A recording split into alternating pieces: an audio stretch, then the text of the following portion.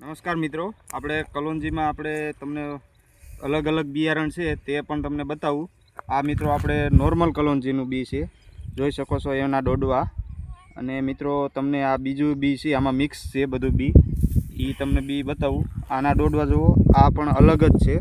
આના ડોડવામાં વધારે બીજની સંખ્યા હોય એવું લાગી રહ્યું છે. આનું ડોડવું પણ મોટું છે. આ બંનેમાં તફાવત તમને જોઈ શકો છો.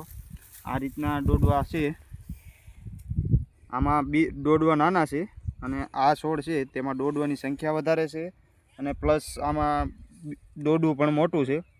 એટલે આમાં ઉતારો સારો આવતો હોય છે, મારું એવું માનવું છે. આપણે આમાં કલોંજીમાં ઘણી આવા ડોડવાની સાંઠ છે. આમાં અલગ અલગ ઘણા, જો અહીંયા પણ છોડ ઊભા છે.